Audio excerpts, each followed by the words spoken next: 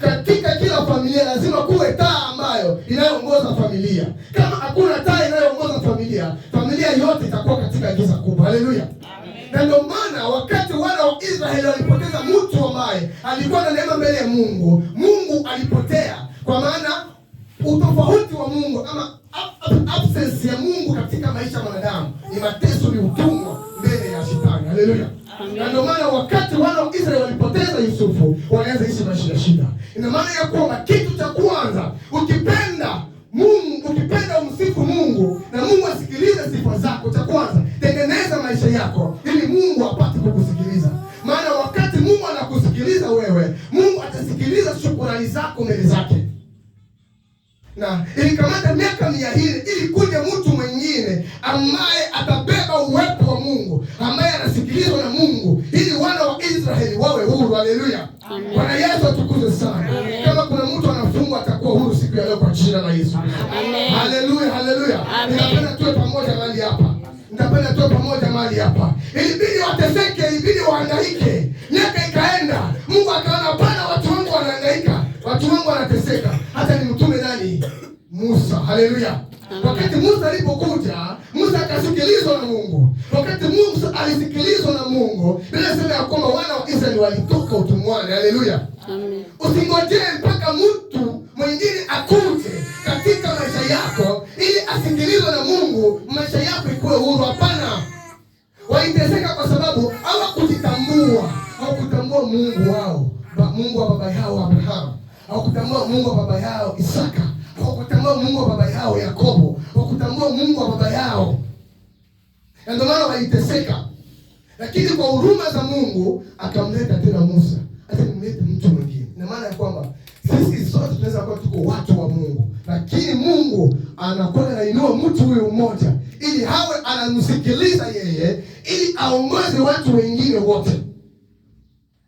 Na watu hao, watu wengi wao wanakuwa wanawakataa katika maisha. Kwa mfano, kama jinsi tulivyo hapa siku ya leo. Hakuna hata ndugu hata umoja ambao anasapoti kazi hii. Kwa sababu ya nini? Wanaona kila kitu ni mazoea, ni mtoto wa fulani, mtoto wa fulani. Lakini napenda nikwambie ya kwamba kama kuna ujinga mkubwa sana ambao unafanya watu waishi maisha magumu, kama kuna ujinga mkubwa ambao unafanya watu waishi katika vifungo mpaka wanakufa, ni kwa sababu kitu kimoja, hawana mtu ambaye anayesikilizwa na Mungu, ama wana mtu anayesikilizwa na Mungu lakini hawamkubali katika maisha yao. Amen.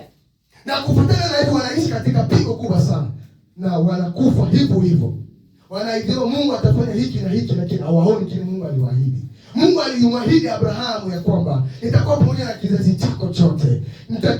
Nitakiongeza kizazi chako. Kitakuwa kama vile nyota wa angani. Akamwahidi vitu vingi sana. Lakini ahadi zote ambazo Mungu alimwahidi Abrahamu wakati watoto wa Israeli walikuwa kule Misri, ahadi zile hazikufanya kazi. Kwa sababu ya nini? Hakukuwa mtu wa kuwasaidia.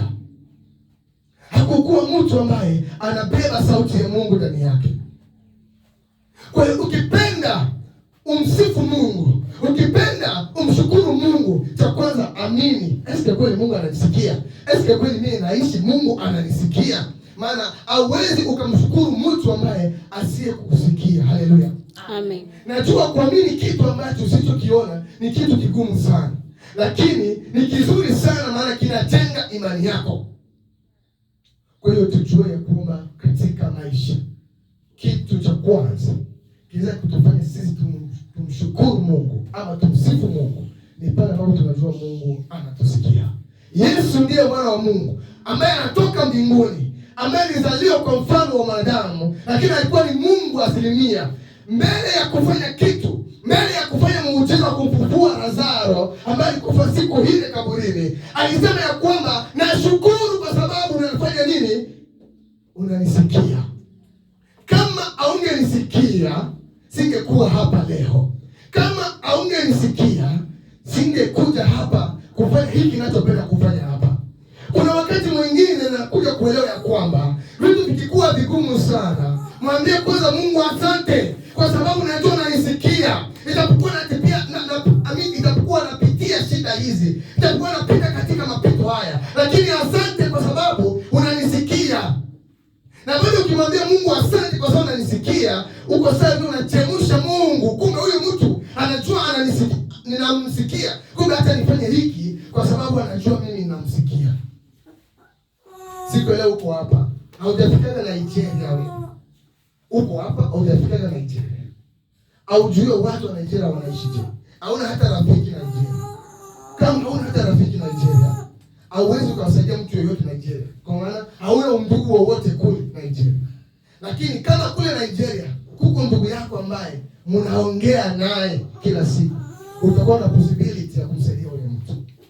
Kila wakati nakuwa na mtumishi wa Mungu, wakimpigia simu kama hakupatikana, maana yeye anakuwa anajigia simu sana kusaidia mtu yoyote huko nyumba. Kama hakupatikana, anahangaika sana kwa nani ambaye nipigia, acha nimtafute. Akimpigia yule mtu anisikia iko na furaha. Kumbe fulani anaweza nipigia baada ya mimi kumpigia. Kumbe fulani anaweza nipigia. Yule mtu anashukuru sana. Asante sana. Kumbe unaona? Sasa kama ni Mungu ambaye alituma sisi, tunamuomba, anatusikia sisi na anafanya kitu kwetu, kwa nini sisi tusimshukuru? Kwa nini sisi tusimsifu? Haleluya. Amen. Kwa nini sisi tusimsifu? Leo uko na access. Una uhuru wa kuonana na president. Ama uko uhuru wa kuonana na mfalme wako. Lakini kwa hiyo kufikia kuonana na ule mfalme, kuko vipengele vikubwa sana utakutana navyo. Kuko vitu vingi sana, mpaka uvitambuke vile vitu ili ufikie kwa mfalme. Labda unaweza kufa na hutaonana naye, lakini ni haki yako ya kuonana na mtawala wako. Lakini sisi leo, saa yoyote ambayo unayopenda kuonana na Mungu, kusikilizwa na Mungu, Mungu yuko tayari kwa ajili ya kukusikia. Haleluya. Bwana Yesu atukuzwe sana. Hakuna kipengele kwamba lazima ufanye hivi, upite kwa mchungaji fanye. Ni wewe peke yako unaenda na kusikilizwa na Mungu. Unajua kwa nini walihangaika sana wale watu wana wa Israeli? Kwa sababu Mungu alikuwa anainua mtu huyu mmoja mmoja. Kwa sababu sio kila mtu alihitajika kusikilizwa na Mungu. Alikuwa anainua mtu mmoja mmoja. Lakini wakati Yesu alipokuja, Yesu akafungua ile anga ya mtu mmoja asikilizwe na Mungu. Biblia inasema kwamba walikuwa wanafanya madhambi, baada ya mwaka mzima kulikuwa kunasimama mtu mmoja ambaye anaitwa kuhani mkuu, ambaye alikuwa anabeba dhambi za kila mwanadamu Israeli, anazibeba mbele za Mungu. Anasema duniani mzima anazibeba mbele za Mungu, anaomba toba kwa watu wote ambao wako katika dunia. Baada ya hapo Mungu anasamea watu, wanachinja sijui nini na nini, Mungu anawasamea. Hiyo ilikuwa ni hali ya zamani. Lakini wakati Yesu alikuja baada ya kufa, alisema yote yamekwisha na kila kitu kikakuwa wazi. Mtu akakuwa na uwezo wa kuongea na Mungu peke yake na anasikilika na Mungu. Na ndio maana Yesu alisema ya kwamba najua ya kwamba unanisikia. Asante kwa sababu unanisikia. Hata hili utalifanya kwa sababu ya hao ambao wananizunguka. Hata Mungu akusikie kwa sababu ya wale ambao wanakucheka siku ya leo. Hata Mungu akusikie kwa sababu ya wale wanaokudharau siku ya leo. Hata Mungu akusikie kwa wale ambao wanakuona ufai siku ya leo. Hata Mungu akusikie kwa sababu unabeba neema ya Mungu ndani yako. Hata Mungu akusikie kwa sababu nuru ya Mungu iko juu ya maisha yako. Hata Mungu akusikie kwa sababu wewe ni nuru ya familia yako. Amen. Usisikilize watu wanasema nini. Usisikilize watu wanaongea nini. Usivunjike moyo kwa sababu watu wanasema nini. Angalia, je, mimi Mungu ananisikia? Na kama Mungu ananisikia, hapo na malengo gani na mimi? Yote ambaye Mungu anamsikia, Mungu anakuwa na malengo ndani. Haleluya. Amen. Bwana Yesu atukuzwe sana. Kwa hiyo lengo ya kwanza ya sisi kumsifu Mungu ni kwa sababu tunajua Mungu anatusikia. Ukifunga macho unajua nikiomba hapa Mungu ananisikia. Unajua nikisema tu neno hapa Mungu ananisikia. Asante sana kwa sababu unanisikia. Asante sana kwa sababu unanisikia. Ni chanzo cha kwanza cha kumsifu Mungu. Mimi nasema tu asante kwa sababu unanisikia. Asante kwa sababu unanisikia. Tayari unasifu Mungu na unamsogeza Mungu sana karibu yako. Haleluya. Bwana Yesu atukuzwe sana. Hiyo ni sababu ya kwanza inayotufanya sisi tumsifu Mungu. Kwa sababu muda wetu ni mfupi sana, tunaenda kwa sababu ya pili ambayo inatufanya sisi kumsifu Mungu. Tunamsifu Mungu, tulisema kwa sababu ya nini? Kwa sababu ya ukuu wake. Bwana Yesu atukuzwe sana. Amen. Tunamsifu Mungu kwa sababu ya ukuu wake. Ukuu wa Mungu unatufanya sisi tumsifu Mungu. Tukisoma Samueli wa kwanza,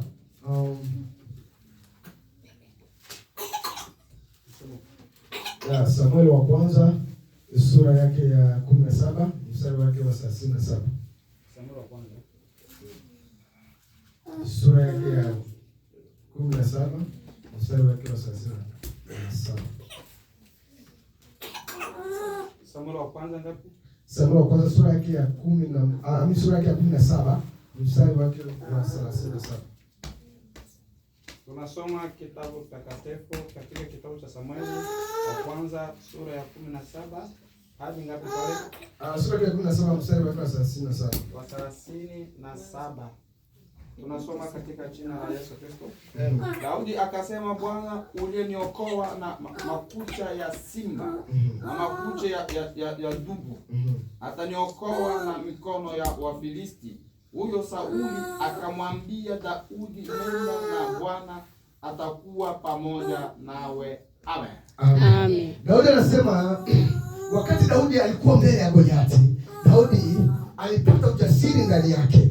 Wakati Daudi alipopata ujasiri ambao Daudi aliupata, hakuupata kwa wale watu ambao walikuwa mahali pale, bali ujasiri ambao Daudi aliupata kufuatana na nini? Alitafakari matendo makuu ya Mungu juu ya maisha yake. Wakati Daudi alipotafakari matendo makuu ya Mungu, Daudi alipata ujasiri ndani yake, akasema ya kwamba yule Mungu ambaye aliniokoa na simba, yule Mungu ambaye aliniokoa na mbwa mwitu, yule Mungu ambaye aliniokoa na wanyama wakali, mbele ya huyu Goliati sio kitu. Haleluya. Bwana Yesu atukuzwe sana. Kuna kipindi fulani ukipenda kumuinua Mungu, ukipenda kumtukuza Mungu, kumbuka matendo ya Mungu juu yako. Kama haukumbuki matendo makuu ya Mungu juu yako, hawezi kuwa na sababu yoyote ya kumuinua Mungu, hawezi kuwa na sababu yoyote ya kumtukuza Mungu. Wanaomtukuza Mungu wana sababu ndani yao, na sababu ya pili ni hii: unakumbuka matendo makuu ya Mungu ambayo alishakutendea katika maisha yako. Hakuna mtu ambaye yuko hapa katikati yetu ambaye bado hajashuhudia matendo ya Mungu ndani yake kwa miaka yote ambayo uko nayo hapo kushaishi. Lazima kuna kitu Mungu alishakuokoa, kuna kitu Mungu alishafanya juu ya maisha yako.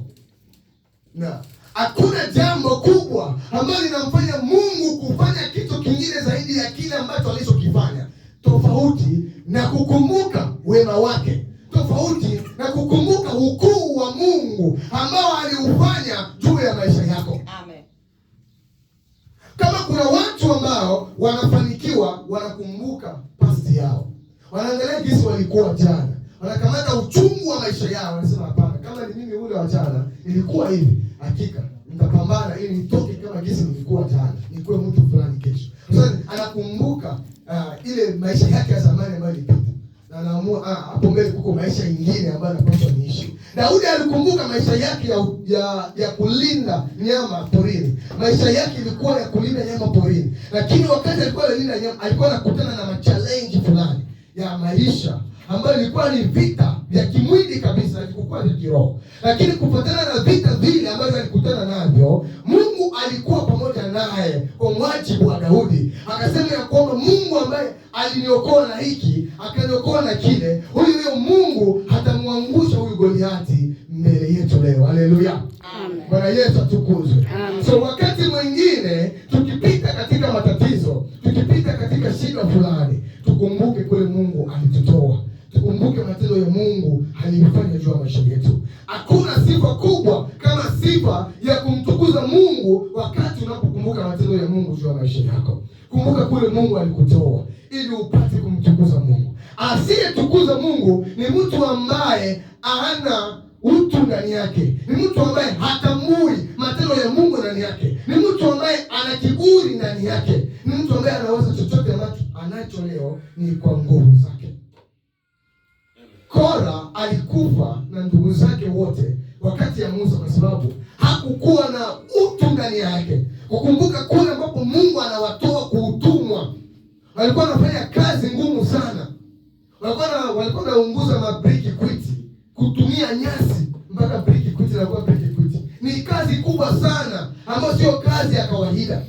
Walikuwa wanafanya kazi ambazo ni kazi za utumwa, lakini hakukumbuka matendo makuu ya Mungu. Akajiamulia na yeye kumwabudu Mungu mwingine.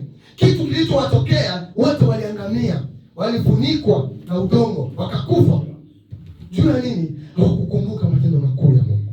Wakati tunapokumbuka matendo makuu ya Mungu, tunasogeza ukuu wa Mungu karibu yetu na kumwacha Mungu kufanya mambo makubwa na zaidi juu ya maisha yetu. Mtu ambaye asiyekumbuka matendo makuu ya Mungu ni mtu ambaye ni masikini wa matendo ya Mungu ndani yake kwa wakati unaokuja huko mbele. Kwa sababu hauwezi ukapata faida kwa kitu ambacho usichokiangaikia. Unaweza kupata faida ya biashara kama unaamka asubuhi, unarudi jioni, unaangaikia biashara yako. Sisi tunapata faida ya kutendewa na Mungu pia wakati pale tunapokumbuka matendo makuu ya Mungu. Kama ukumbuki matendo makuu ya Mungu, utakuwa mtumwa milele, na kama hautakuwa mtumwa, utakufa kabla ya siku zako. Haleluya, amen. Bwana Yesu atukuzwe. Kuna naweza sema jambo lingine ya kwamba tunapomtukuza Mungu tunalinda siku zetu za kuishi. Wakati tunaposhindwa kumtukuza Mungu, tunafupisha siku zetu za kuishi. Sasa wakati tusipokumbuka wema wa Mungu juu ya maisha yetu, tunasogeza kifo karibu yetu. Wakati hatukumbuki matendo ya Mungu juu yetu, tunasogeza magonjwa karibu yetu. Wakati hatukumbuki matendo makuu juu yetu, tunasogeza vita vya kichawi, vita vya walozi, vita vya waganga, vita vya mapepo karibu yetu. Wakati hatukumbuki matendo makuu ya Mungu juu yetu, tunakausha maisha yetu ikuwe maisha makavu. Haleluya, Bwana Yesu atukuzwe. Wakati walikuwa jangwani, wana wa Israeli walisahau matendo ya Mungu. Maana Mungu aliwalisha mana, akawapatia maji mahali ambapo hapakuwa na maji. Mungu akawafanyia wema mkubwa sana, lakini hawakukumbuka matendo ya Mungu. Mungu akaruhusu nyoka wa waume, lakini haikuishia hapo. Huruma za Mungu zilikuwa juu yao. Mungu aliwapenda, Mungu aliwajali. Mungu akaona watu wanafaa, hawa ni watu wangu, akaelewa huyu ni mwanadamu. Mungu tena akamwambia Musa, tengeneza hiki na hiki ili hawa watu wapone. Mungu akawaponya pia, lakini leo nasema ya kwamba walioingia kwenye nchi ya ahadi walikuwa ni watu wawili tu. Juu ya nini? Walikumbuka matendo ya Mungu. Napenda moyo wako siku ya leo, moyo wako ugeuke kama jinsi Yeremia alisema ya kwamba mioyo yetu ya jiwe itageuzwa kuwa mioyo ya nyama. Napenda moyo wako wa kutokushukuru uwe moyo ambao wa kushukuru siku ya leo. Maana kama moyo haushukuru kwa matendo fulani unayotendewa na Mungu ama unayotendewa na wanadamu, moyo wako utakuwa mkavu na utapoteza kitu mbele za Mungu. Haleluya, haleluya. Hebu tafakari, mtu atakarike huko, hangaike juu yako, hangaike, anakuletea zawadi. Hebu zawadi hii nakupatia, alafu usio kumshukuru huyo mtu. Huyo mtu anajisikia namna gani? Anajisikia wewe uko ingra, hauna wema, hauna utu ndani yako. Lakini wakati unapomshukuru, chakwanza unakumbuka huyu mtu alifanya process gani mpaka apate hizi mageni patia. Ndio ninaangaika kwa Amazon usiku wote, anateseka. Masaa 10 yote anafanya kazi. Anahangaika, lakini anajua thamani yangu mbele yake. Anakuja kumnunulia hii simu. Unaangalia process ya kile kitu ambacho umepewa. Unaangalia, unatafakari, unasema hapana, huyu mtu hata nimshukuru. Maana Kenya anafanya hiki, kama sio Mungu, kama sio utu wema, ama kuna kitu fulani anakitafuta juu yako. Kwa maana hakuna kitu ambacho unaweza kupewa bure. Labda upewe hicho kitu kwa wema. Mungu yuko ndani ya huyo mtu, anakupatia kile kitu kwa uzuri, kwa upendo wake juu yako. Lakini kama sio kwa njia ya upendo ama kwa wema, na maana huyo mtu anatafuta kitu fulani kutoka kwako. Lakini mtu ambaye anakupatia kitu na unamjua, unajua hali yake, unajua maisha yake, unatafakari huyu mtu mpaka alipiki kitu kwangu, ananisamini je? Ananiwazia kitu gani? Ana mpango gani? Angalia mtu ni mwema kwangu. Yaani mpaka unafikia kiwango unasema, sikustahili zawadi, lakini kwa sababu unanisamini kwa kiasi hiki na kushukuru, nasema asante. Yule mtu ndani yake ambaye alikupatia kile kitu atakuwa na shauku tena. Hakuna nashukuru tu kwa sababu namuuzia simu, hata nijitahidi nimuuzie hata gari. Haleluya, Bwana Yesu atukuzwe. Kwa sababu ya nini? Umeshukuru kwa kitu kidogo, kwa sababu ya unaangalia namna gani alipata kile kitu. Na kwa sababu unashukuru kwa sababu ya kitu kidogo ambacho anakupatia yeye, angalia zawadi gani kubwa zaidi ya kile, ili umshukuru zaidi. Haleluya. Sisi ni mfano wa Mungu. Mungu alituumba kwa mfano wake. Wakati mimi nakupatia kitu changu na ushukuru, mimi nitakuwa na wivu na wewe. Sitakupatia tena kitu kingine wakati mwingine. Nitangojea tena muda upite ili turudie kwenye pointi ya kwanza, uwe na uhakika kwamba na kusikiliza ili tena nifanye kitu kwako. Lakini kama hauna hiyo dhamira ndani yako, ina maana ya kwamba Mungu atageuka na hataweza tena kufanya kitu kwako, ama mtu atageuka na hataweza kufanya kitu kwako, kwa sababu nini? Wewe hautambui wema.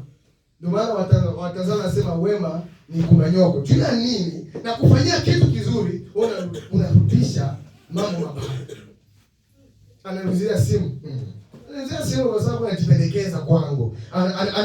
Ananuzia kiatu. Ananuzia kiatu kwa sababu alinikosea. Unatafuta sababu fulani ambazo zinafanya kile kitu kije kwako, ambao sio kweli. Moyo unaotoa kitu ni moyo ambao unatoa kwa furaha.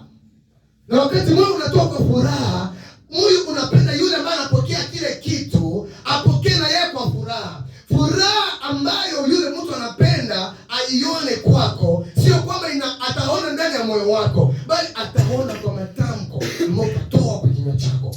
Asante kwa sababu kama umenipatia kitu kama hiki, ina maana ya kwamba mimi ni mtu special sana kwako. Asante Baba kwa sababu kwa watoto wote ambao wako hapa, umeamua mimi kununulia gauni nyekundu. Asante Baba kwa watoto ambao wako hapa. Kila mtu anashukuru kwa namna yake. Huyo anaweza uziwa kitu cheupe, wewe uziwa kitu nyekundu, uziwa kitu. Kila mtu atashukuru kwa namna yake. Haleluya. Bwana Yesu atukuzwe. Unashukuru kufuatana na thamani ya kile kitu ambacho umepewa. Ndio maana Mungu anasema kwamba kama mshukuru kwa matendo madogo, mtaweza kushukuru kwa matendo makubwa. Namna gani?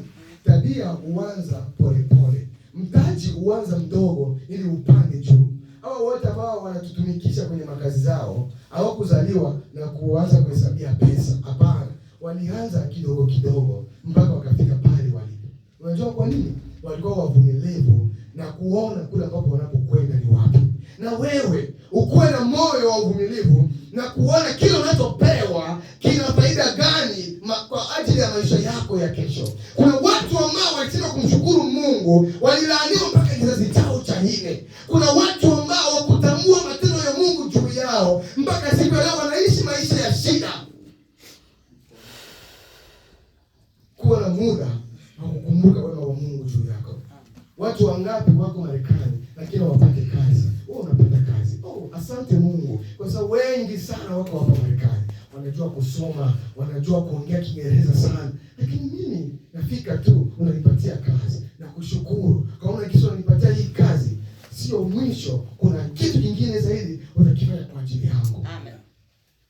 Haleluya. Bwana Yesu atukuzwe sana. Naomba hata Mungu siku moja, asante sana kwa sababu wazazi wangu wanaokoka. Kwa kisa wazazi wangu wanaokoka, unasema ya kwamba mkinitumikia kwa haki na kweli, nitabariki hata kizazi chako cha nne. Na mimi leo niko kizazi cha kwanza cha baba yangu. Ina maana hata watoto wangu mimi watabarikiwa kupitia baba yangu na mama yangu. Asante Mungu kwa sababu ulinipenda kabla sijazaliwa. Amen. Haleluya. Amen. Bwana Yesu atukuzwe sana. Amen. Mtumishi wa Mungu, wakati tunapoenda katika njia isiyofaa, unatuweka chini, unatuonesha. Wakati wewe unaenda katika njia isiyofaa, tutakuweka chini na sisi tutakuonesha. Kwa sababu ya nini? Wewe ukiharibu maisha, unaharibu maisha na wale wote wako nyuma yako. Kama Musa angeharibu maisha, kama Musa angeenda kufuata mapenzi ya Mungu, hawangevuka ule mto ambao ulikuwa mbele yao. Hawangevuka ile bahari ya Shamu. Haleluya. Amen. Bwana Yesu atukuzwe. Amen. Kama Yoshua hangekuwa pamoja na Mungu, hawangevuka mto Yordani kule ambapo walikwenda.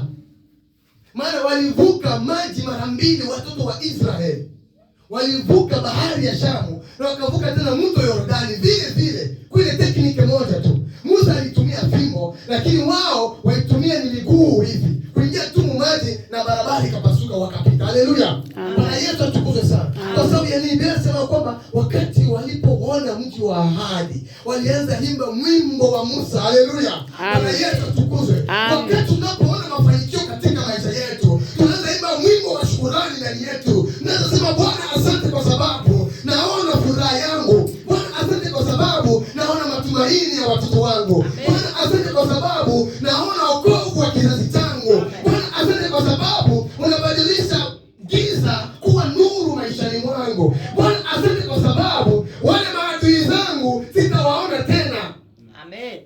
Haleluya. Amen. Bwana Yesu atukuzwe. Amen. Kuna mambo makubwa ya kumsifu Mungu.